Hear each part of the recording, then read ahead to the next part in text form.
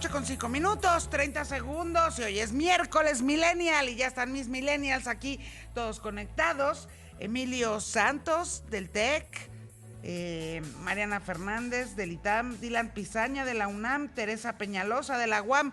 Oigan, ¿con qué se quieren arrancar? Pues que, por supuesto el caso Lozoya, ¿no? ¿Quién empieza?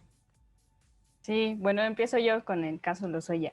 Pues Adelante. creo que estamos viendo un giro bastante interesante con este caso, después de haber visto ya en redes sociales pues la fotografía donde sale Lozoya en un restaurante lujoso de aquí de la Ciudad de México, ¿no? La decisión que tomó el juez basándose en tres cuestiones realmente importantes. La primera, que cuenta con el capital económico para salir del país. El segundo, que también tiene un soporte familiar en el extranjero y aquí en México que le pueden facilitar la salida del país. Y el tercero, que la pena que enfrentaría por el delito o los delitos que se le imputan pues ascienden a más de 30 años.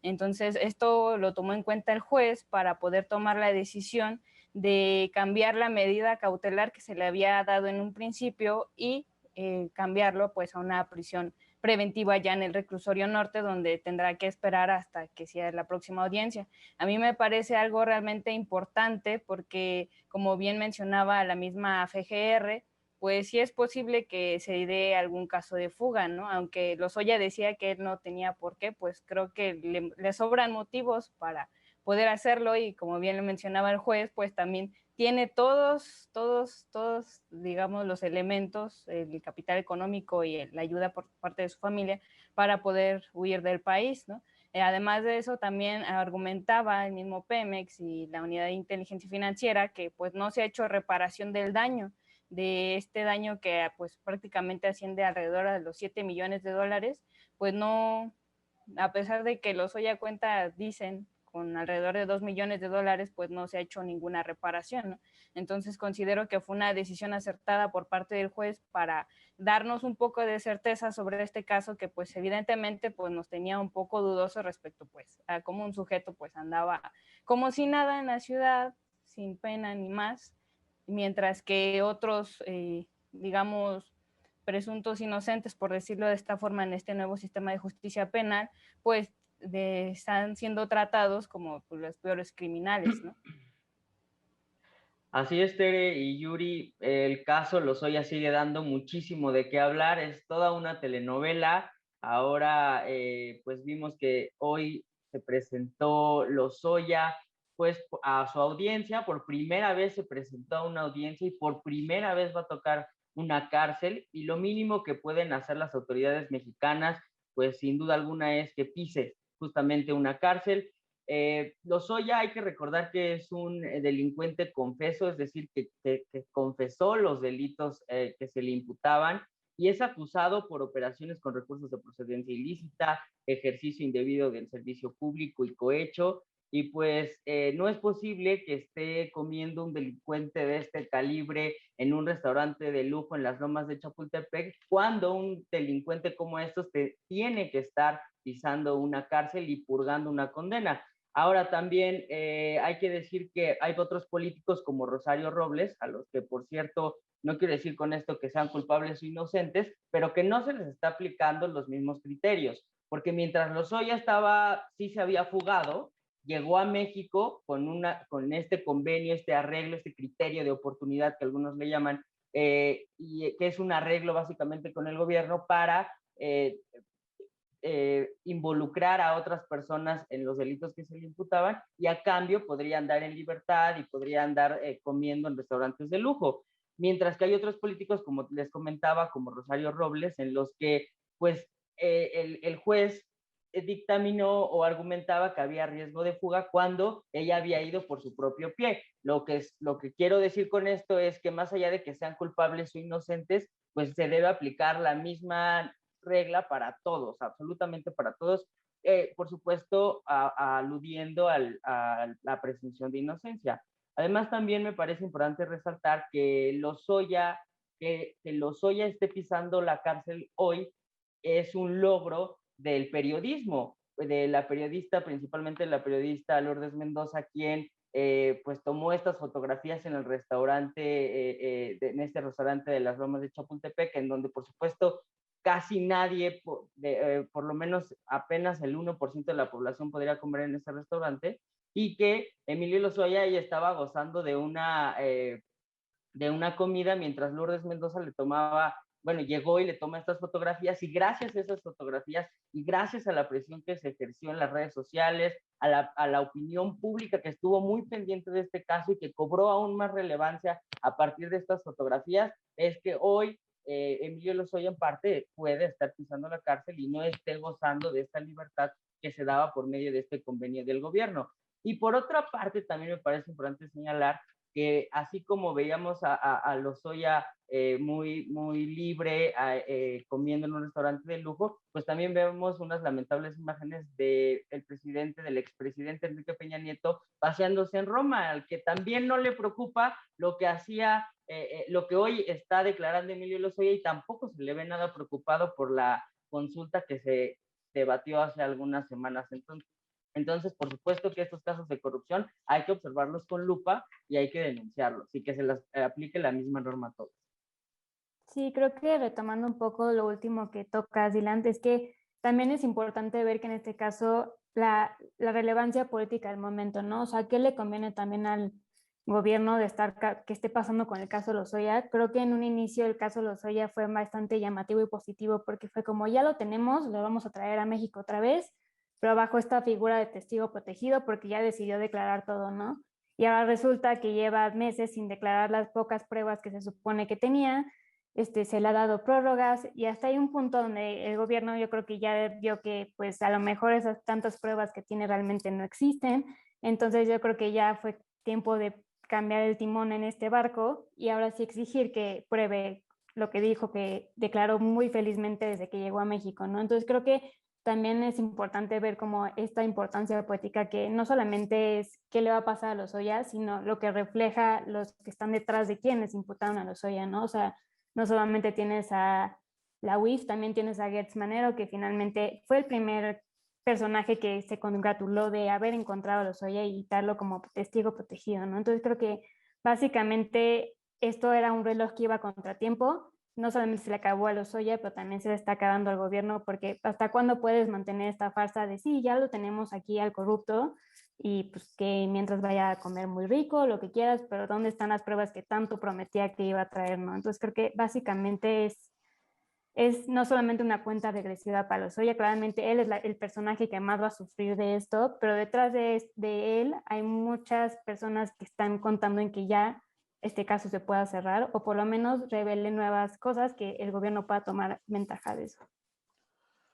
Pues la verdad a mí me da un sabor agridulce como el pato que se cenó Lozoya, porque en Latinoamérica hay presidentes presos, hay funcionarios del más alto nivel presos, no de hoy, de 2021, sino desde que se descubrió toda esta corruptela, ¿no? Por parte del sector energético. Y pues en México no ha sido así. Tenemos hoy a 2 personas en prisión preventiva justificada, sin sentencia condenatoria, siendo que los involucrados pues, fueron muchísimos más que estas 2 personas. Como bien decía Dylan, esta es más bien una victoria de la sociedad civil, específicamente del periodismo. Hubiera sido un descaro y algo muy doloroso para la sociedad ver a un delincuente confeso cenando en las más altas esferas de la economía mexicana sin un solo miedo. Yo pienso que cuando la política de Estado y cuando la campaña electoral giró en torno precisamente al revanchismo, a las venganzas, a la lucha de corrupción, lo primero que esperábamos como mexicanas y mexicanos era precisamente ver a esos señalados desde la campaña de 2018 en la cárcel. Verlos a mitad de sexenio, pues yo creo que destapa un poco que se quedó en el discurso, se quedó en meros deseos y pues bueno, esos deseos funcionaron para lo que eran, que era para obtener votos. Ojalá que esto sea un ejemplo de que sí se puede lograr encarcelar a los más altos mandos del país cuando participan en este tipo de actos de corrupción y que, como bien decimos aquí, no sea ni el primero ni el último en seguir este tipo de justicia.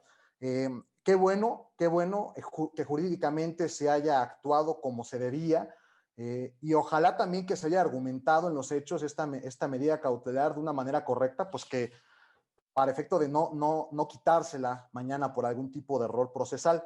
Y pues también hay que decirlo, nada en la vida es por casualidad, y mucho menos en política. El presidente ha estado cantando que su discurso ante las Naciones Unidas será precisamente su lucha contra la corrupción, y por supuesto que este va a ser algo que va a poder utilizar allá, en donde va a poder decir lo que aquí nos dice, ¿no? Claro, va a estar muy interesante ver de qué manera defiende estar en los últimos lugares, ¿no?, de decencia gubernamental, estar en los primeros lugares de corrupción, pero eso sí, hace 5 días atrapé a Lozoya. Vamos a ver qué pasa en este tipo de foros.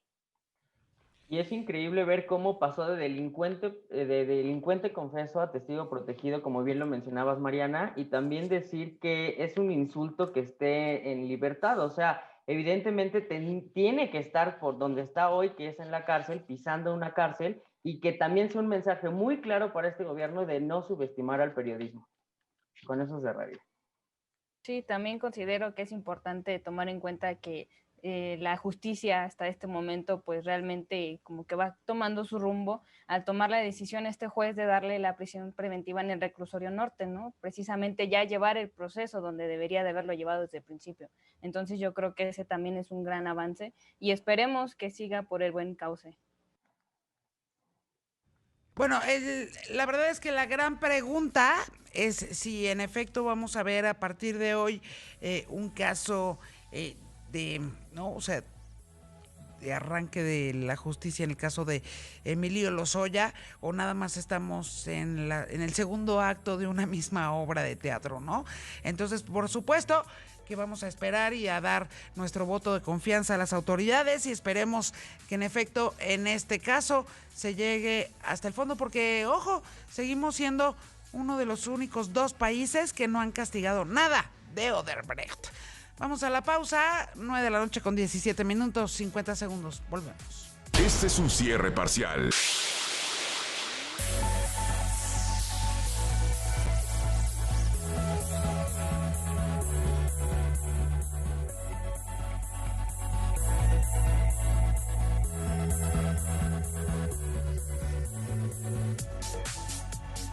De la noche con 21 minutos y 53 segundos. Estamos de regreso, es miércoles millennial.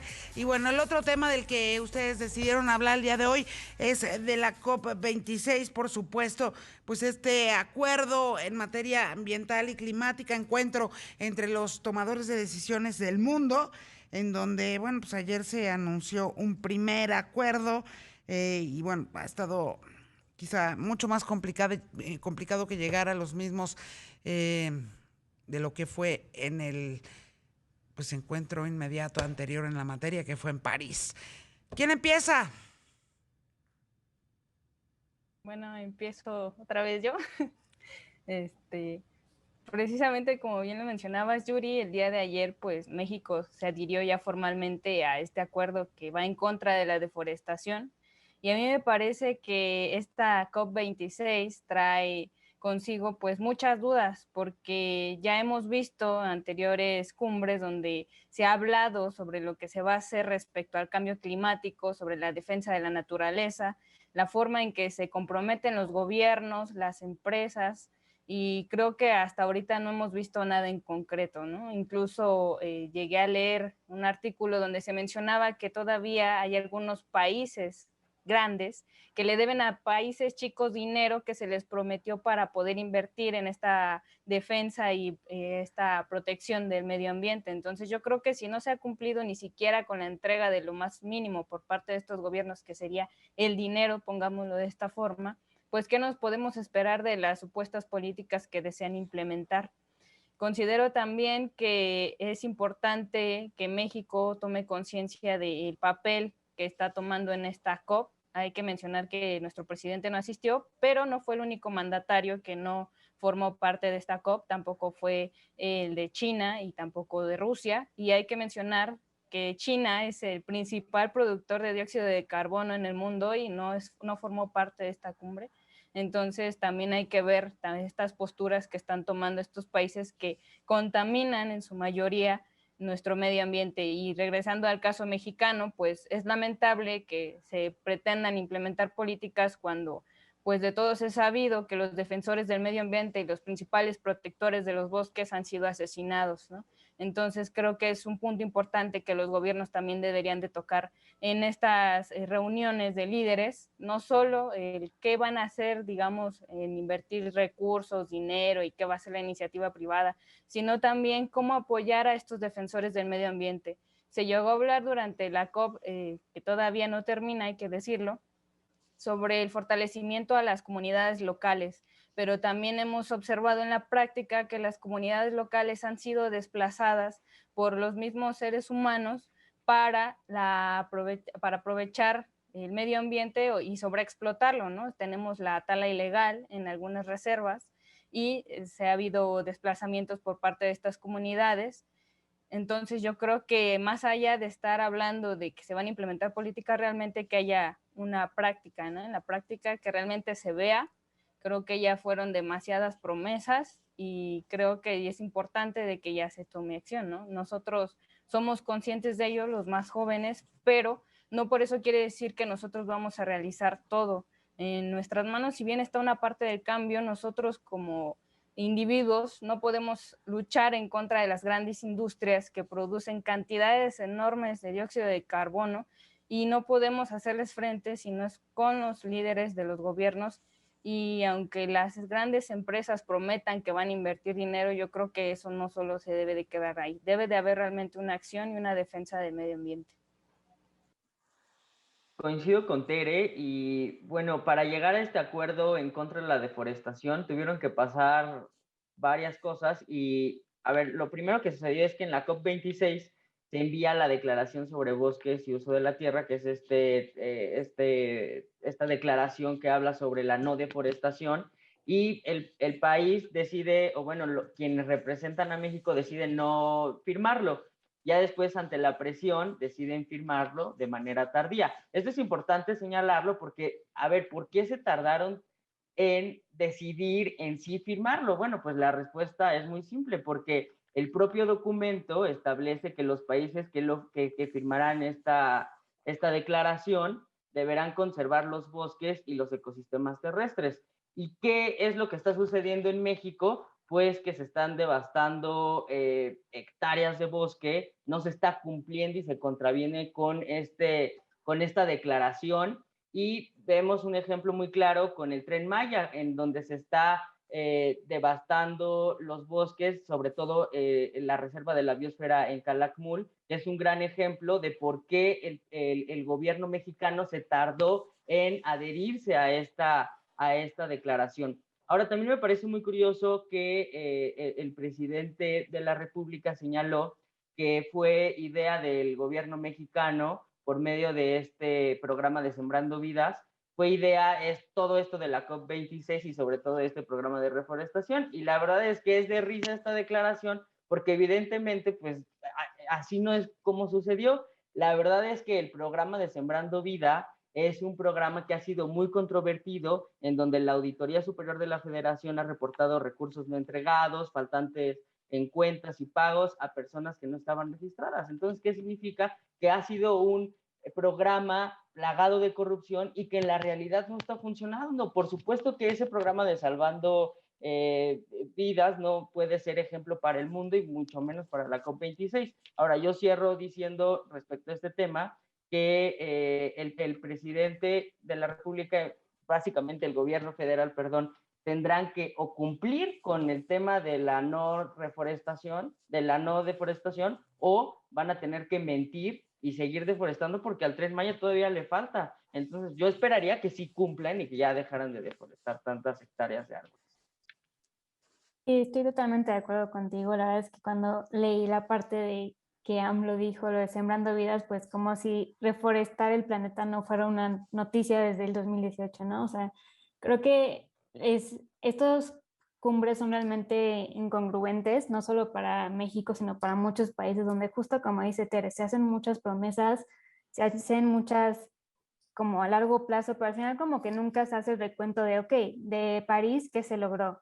¿Qué no se logró? ¿Qué se puede mejorar? Como que simplemente le siguen agregando más platos a estos diferentes cumbres que se hacen del cambio climático sin concretar qué se ha logrado hasta entonces, hasta la nueva cumbre, ¿no? Entonces creo que también esta incongruencia no solamente se da en México, sino se da a nivel global. O sea, el hecho de que claramente no esté China ni Rusia es básicamente porque es su política, ¿no? O sea, simplemente estas cumbres van contra todo lo que ellos hacen, contra su propia política nacional y no van a asistir y por lo menos eso se me hace mucho más coherente que estar viendo a China en la cumbre donde ellos son los que más contaminan, ¿no? O sea, por lo menos ahí hay un poco más de coherencia.